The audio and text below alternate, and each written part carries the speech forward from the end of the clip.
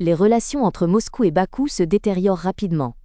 Le chef de la diaspora azerbaïdjanaise de la région de Moscou, Elshan Ibrahimov, a été expulsé de Russie le soir du 9 juillet par un vol d'Aeroflot. Il y a quelques jours, il a été révélé qu'Ibrahimov avait été privé de la citoyenneté russe. Il l'a confirmé lors d'un entretien téléphonique, refusant de faire des commentaires avant de rentrer chez lui. La citoyenneté du chef de la diaspora a été révoquée pour des actions prétendument menaçant la sécurité nationale de la Fédération de Russie. Ibrahimov a vécu en Russie pendant environ 30 ans. Il dirigeait la diaspora azerbaïdjanaise dans la région de Moscou depuis 2018. Il était une personne de confiance du gouverneur Vorobiov et membre du conseil consultatif de la région de Moscou. Après la révocation de sa citoyenneté, toute mention d'Ibrahimov sur le site de la Chambre publique de la région de Moscou a été supprimée. Cette arrestation est une nouvelle étape dans le conflit entre l'Azerbaïdjan et la Russie. L'agence Associated Press a analysé les événements qui ont conduit à cette situation. Parmi eux, les décès d'Azerbaïdjanais ethniques arrêtés dans une affaire de meurtre vieille de près de 30 ans. Le crash d'un avion de passagers de la compagnie Azerbaijan Airlines, que Bakou a imputé à Moscou, a également exacerbé le conflit. Les liens renforcés entre l'Azerbaïdjan et la Turquie et l'influence décroissante de la Russie dans le Caucase du Sud ajoutent de la tension à la région. Tous ces facteurs ont contribué à l'escalade des tensions entre la Russie et l'Azerbaïdjan, un pays riche en pétrole et stratégiquement situé. Sur la côte de la mer Caspienne, le président Ilham Aliyev est au pouvoir depuis 2003, presque aussi longtemps que Vladimir Poutine dirige la Russie. Le 27 juin à Ekaterinbourg, les forces de l'ordre russes ont mené une vaste rafle au cours de laquelle 50 Azerbaïdjanais ethniques ont été arrêtés. Ces détenus ont été accusés d'implication dans des crimes particulièrement graves commis il y a 21 ans. Peu après l'arrestation, les frères Hussein et Ziadine Safarov sont décédés et plusieurs personnes ont été admises en réanimation. L'un des arrêtés a déclaré au tribunal qu'on l'obligeait à manger de la terre, qu'il était battu et torturé à l'électricité en permanence. Selon la version du Kremlin, la mort de l'un des frères Safarov est survenue à la suite d'une crise cardiaque. Le deuxième frère est mort des suites de blessures prétendument d'origine inconnue, ce qui suscite des doutes dans l'opinion publique. Les médias azerbaïdjanais ont rapporté que les défunts avaient été frappés la tête contre un radiateur, battus avec des matraques, déshabillés complètement et leurs ongles arrachés. De nouvelles autopsies ont montré que les deux frères sont morts d'un choc post-traumatique suite à des coups violents, a déclaré le ministère de la Santé d'Azerbaïdjan. Lors de l'autopsie en Russie, tous les organes internes de Hussein Safarov ont été retirés, ce qui pourrait indiquer une tentative de dissimuler la véritable cause du décès. Après l'ouverture du crâne, des hémorragies dans les tissus durs et mous du cerveau ont été découvertes, témoignant d'une blessure grave. Un traumatisme contondant de la cage thoracique était accompagné de multiples fractures costales déplacées des deux côtés selon plusieurs lignes anatomiques. Chez Ziadine, né en 1970, on a découvert 8 fractures costales déplacées de chaque côté, réfutant la version d'un décès par insuffisance cardiaque. Un nouvel examen du corps de Yadine a révélé de multiples fractures résultant de coups, ainsi qu'une hémorragie crânienne due à un coup d'objet contondant. Son frère Hussein est également décédé à cause de coups, ce qui a suscité des accusations de violence à caractère ethnique contre les forces russes à Bakou. Le chargé d'affaires temporaire de la Russie a reçu une note de protestation et une demande d'explication concernant les actions des forces de l'ordre et la mort des frères. La police a perquisitionné les bureaux de l'agence Sputnik Azerbaïdjan, arrêtant 2 employés que les médias ont qualifiés d'agents du FSB sous couverture. Une vidéo est apparue montrant un autre groupe de Russes arrêtés, soupçonnés de trafic de drogue et de cyberfraude, provoquant un nouveau scandale. Le ministère russe des Affaires étrangères a convoqué l'ambassadeur d'Azerbaïdjan en raison d'actions hostiles et de la détention illégale de journalistes, exprimant une protestation ferme.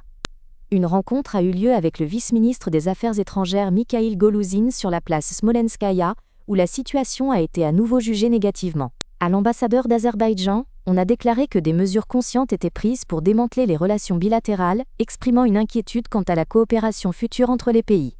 L'agence d'information russe Sputnik Azerbaïdjan a reçu une note concernant les actions inacceptables des forces de l'ordre azerbaïdjanaises envers les employés et la succursale à Bakou.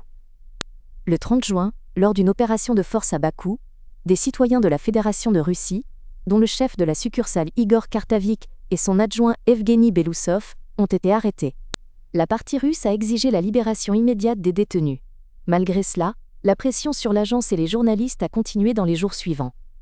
Le 1er juillet, le tribunal de district de Doninsky a ordonné pour les détenus une mesure de détention provisoire sous forme de détention vidéo pour 4 mois, ce qui a compliqué la situation. Le service consulaire de l'ambassade de Russie a demandé la possibilité de visiter les citoyens russes, mais l'accès ne leur a pas été accordé, malgré une communication constante en ligne. L'ambassade de Russie, y compris l'ambassadeur Evdokimov, reste en contact avec les détenus, mais une visite physique est pour l'instant impossible, ce qui suscite des inquiétudes. Nous espérons que les actions provocatrices, qui ont déjà porté atteinte aux relations interétatiques, ne se poursuivront pas et que la situation s'améliorera. Nous appelons la partie azerbaïdjanaise à prendre des mesures pour restaurer la confiance et ramener les relations au niveau officiel de coopération établi. Il s'agit d'un niveau d'alliance stratégique où toutes les questions doivent être résolues en partenariat par des canaux politico-diplomatiques. Cette approche est importante et nécessaire. L'exacerbation artificielle de la confrontation ne profite à personne et contredit les intérêts fondamentaux des peuples des deux pays. Cela ne contribue pas au renforcement des relations. Au cours des derniers jours, aucun Russe n'a présenté d'excuses ou d'explications concernant les questions soulevées, ce qui a intensifié les tensions entre les pays. Le porte-parole du Kremlin, Dmitri Peskov, a qualifié toutes les déclarations de l'Azerbaïdjan de démarches provocatrices, indiquant un affrontement politique et un refus de faire des concessions. Pendant ce temps, les arrestations se sont poursuivies. À Voronej, les forces de l'ordre ont perquisitionné chez Youssif Khalilov, originaire d'Azerbaïdjan et copropriétaire d'un grand marché. À Yekaterinbourg, le chef de la diaspora azérie locale, Shahin Chiklinski, a été arrêté, ce qui a suscité une nouvelle vague d'inquiétude au sein de la communauté.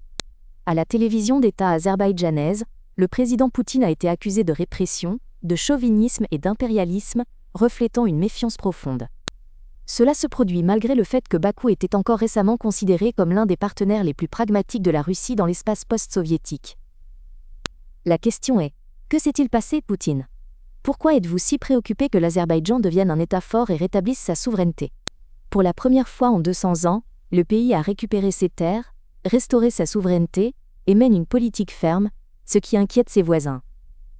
La Russie est habituée à dominer les peuples intégrés de force à son territoire à l'époque tsariste et soviétique, ce qui a laissé une profonde empreinte dans sa mentalité.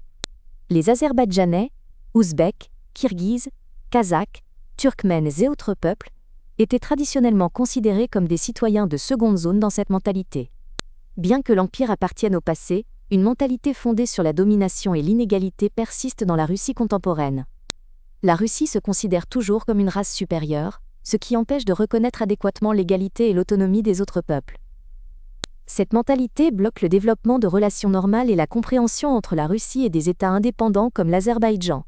Sous les tsars et à l'époque soviétique, les Russes étaient considérés comme la race principale, les autres comme des citoyens de seconde zone. Bien que ces empires soient révolus, cette mentalité subsiste encore aujourd'hui. Autrefois, Staline utilisait le NKVD pour réprimer, aujourd'hui Poutine emploie l'OMON. Cela montre que les méthodes de pouvoir changent, mais que l'essence demeure la même. Le tournant dans les relations entre Bakou et Moscou fut le 25 décembre de l'année dernière, jour du crash d'un avion de la compagnie aérienne azerbaïdjanaise Azal. L'appareil, avec 5 membres d'équipage et 60 passagers à bord, a été abattu par un missile solaire russe dans la région de Grozny, où opérait la défense anti-aérienne. Lors d'un atterrissage forcé près d'Aktaou au Kazakhstan, 38 personnes ont péri. Cette tragédie a bouleversé tout le pays et suscité une profonde douleur. La vie de chaque citoyen azerbaïdjanais est inestimable, et nous exigerons justice et punition pour les responsables ayant causé la mort de nos compatriotes. Si l'espace aérien russe au-dessus de Grozny avait été fermé à temps, et si les règles des services au sol et la coordination avaient été respectées, cette tragédie aurait pu être évitée. Je ne veux pas divulguer tous les documents de l'affaire pénale, mais l'enquête préliminaire a montré que la responsabilité de la mort des Azerbaïdjanais incombe aux représentants de la Fédération de Russie. Nous exigeons justice, la punition des coupables et une enquête complète sur les circonstances de la catastrophe, afin que cela ne se reproduise jamais. La transparence totale et un comportement humain sont essentiels dans l'enquête. Les boîtes noires ont été envoyées au Brésil, ce qui indique une exigence d'objectivité et d'honnêteté dans l'affaire. Après la cérémonie d'adieu à l'équipage, on a souligné l'importance d'une enquête objective dès les premières minutes de la tragédie, ce qui aurait pu changer la perception de la situation. Si la Russie avait immédiatement manifesté le désir d'enquêter objectivement, le déchiffrement des boîtes noires aurait pu être effectué par le Comité interétatique de l'aviation. Cette structure a collaboré pendant de nombreuses années avec l'Azerbaïdjan, s'occupant des enquêtes sur les accidents d'avion sur le territoire de l'ex-URSS, et méritait la confiance. Cependant, les tentatives de dissimuler l'affaire en expliquant la tragédie par des oiseaux ou une explosion de bouteilles de gaz ont suscité de sérieux doutes dans l'opinion publique azérie. Maintenant que le déchiffrement des boîtes noires est en cours, on est convaincu que des résultats préliminaires apparaîtront bientôt, apportant de la clarté à l'incident. Pendant 6 mois, Bakou a cessé d'exiger de Moscou la punition des coupables, mais la justice n'a jamais été rendue. Les relations entre les deux pays se sont définitivement détériorées, et la presse occidentale note un changement de perception de Moscou du côté de Bakou. L'Azerbaïdjan a cessé de voir en Moscou un médiateur et une puissance extérieure, capable d'imposer les règles dans la région, et a commencé à développer ses propres projets énergétiques. Le renforcement de l'infrastructure militaire a provoqué l'irritation au Kremlin et a radicalement changé la rhétorique des médias russes envers l'Azerbaïdjan. Actuellement, Moscou tente de compenser la perte d'influence dans la région en exerçant une pression sur la diaspora azerbaïdjanaise en Russie. Les responsables et politiciens russes se permettent désormais des comparaisons qui étaient auparavant inacceptables.